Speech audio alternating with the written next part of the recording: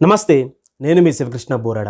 Cricket కింగ్గా పిలువబడేటువంటి Kohli గారి గురించి మాట్లాడే ముందు తల్లిదండ్రులు, గురువులు ఒక విషయం గుర్తుపెట్టుకోవాలి. పిల్లలు కనుక చదవకపోతే వీరు ఇంకా ఎందుకు పనికిరానటువంటి నిర్ణయానికి ఎంత మాత్రం కూడా రాకండి. ఎప్పుడు ఎవరి జీవితం ఎలా మారుతుందో మనకు తెలియదు. వారిలో ఏదైనా ప్రతిభ దాగి ఉంటే మొట్టమొదటి వారిని ప్రోత్సహించడం, అభినందించడం, ఇది ఎవరైతే నేర్చుకుంటారో వారు ఉత్తమ తల్లిదండ్రులు, వారు ఉత్తమ గురువులు. అలాంటి గొప్పవారు విరాట్ కోహ్లీ గారి తల్లిదండ్రులు మరియు గురువులు. వాళ్ళ కారణం చేతనే ఈ రోజున కోహ్లీ గారి జీవితం కొన్ని కోట్ల మందికి ఆదర్శమైంది. కోహ్లీ గారు చదువుకుంటున్న రోజుల్లో క్రికెట్ స్టేడియం వైపు ఆయన చూస్తూ ఉంటే పక్కన ఉన్నటువంటి టీచర్ ఎవరైతే ఉన్నారో ఈ పిల్లవాడిని చూసి చదువు మీద దృష్టి పెట్టకుండా అటువైపు చూస్తున్నావు ఏంటని అడిగినప్పుడు కోహ్లీ గారు మాట చెప్పారు, క్రికెట్ వైపు నా మనసు ఎప్పుడు కూడా ఆలోచిస్తుందని చెప్పేసి కోహ్లీ గారు చెప్పారు. వెంటనే టీచర్ తిట్టకుండా ఆ రంగంలో ప్రాక్టీస్ చేస్తూ నిన్ను నిరూపించుకో, అలానే చదువు మాత్రం విడిచిపెట్టుకో, చదువు మీద అశ్రద్ధ చూపించకని చెప్పేసి ఆ టీచర్ ప్రోత్సహించింది. అలానే కోచ్ రాజ్ కుమార్ శర్మ గారు కోహ్లీ గారిని చాలా ఉన్నతంగా తీర్చిదిద్దారు. అలానే తండ్రి గారు ఇచ్చినటువంటి ప్రోత్సాహం ఏదైతే ఉందో అది కోహ్లీ గారి జీవితంలో ఎప్పటికీ కూడా మర్చిపోలేటువంటిది. ఎందుకంటే చిన్నతనంలో పిల్లలు కనుక చదవకపోతే కామన్గా ఎవరికైనా సరే కోపం వస్తుంది.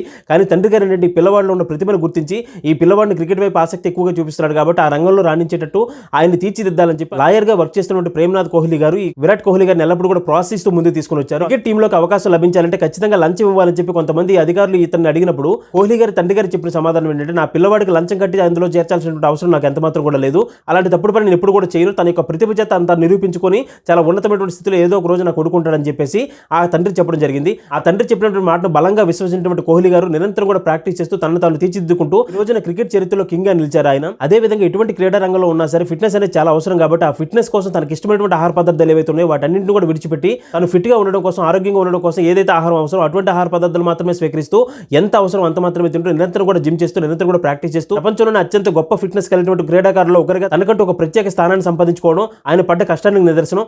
అలానే రన్ మిషన్ గా పిలువబడినటువంటి కోహ్లీ గారు ఒక బ్యాట్స్మెన్ గా కొన్ని వేల రన్స్, అనేక సెంచరీలు చేసి ప్రపంచ రికార్డులు సాధించి అదేవిధంగా ఒక కెప్టెన్ గా చాలా ఉన్నతమైనటువంటి ప్రతిభ కనబర్చి భారత జట్టును ముందు నడిపించినటువంటి గొప్ప నాయకునిగా, అలానే కొత్త తరానికి అవకాశం కల్పించాలని చెప్పి ఎల్లప్పుడూ కూడా ఆలోచించినటువంటి ఒక గొప్ప నాయకునిగా ఈ రోజున ఇంత గొప్ప స్థాయిలో ఇన్ని కోట్ల మంది అభిమానులు, అలానే ఇన్ని కోట్ల సంపదను సంపాదించడానికి గాను ఆయన ఎంత కష్టపడ్డారో ఆ కష్టాన్ని పిల్లలకు తెలియజేసి వారిని కూడా ఉన్నతంగా తీర్చిదిద్దాం.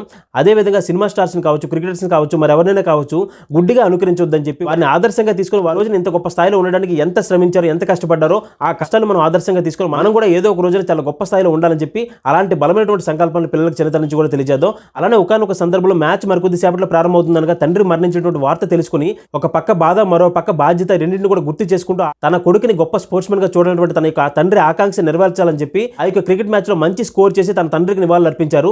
అలానే తన తండ్రి యొక్క ప్రోత్సాహాన్ని ఎల్లవేళ కూడా గుర్తు చేసుకుంటూ కృతజ్ఞతా భావంతో ఈరోజు జీవిస్తున్నారు. అదేవిధంగా కొన్ని కోట్ల రూపాయలు వెచ్చించి ప్రతి సంవత్సరం కూడా అనేక మంది పేద పిల్లలకు నిరంతరం కూడా విద్యను అందిస్తూ, ఆరోగ్యాన్ని అందిస్తూ, అలానే వారికి ఎవరికైనా సరే స్పోర్ట్స్ పట్ల ఆసక్తి ఉంటే వారికి ప్రత్యేకించి స్పెషల్ ట్రైనింగ్స్ ఇప్పిస్తూ ఇలా చాలా ఉన్నతమైనటువంటి పౌరులు తీర్చిదిద్దడం కోసం ఎంతో ప్రయత్నిస్తున్నటువంటి ఆ యొక్క సేవా భావాన్ని, ఆ యొక్క సేవా గుణాన్ని మన పిల్లలు తెలియజేయాలి. ధన్యవాదాలు. జై హింద్.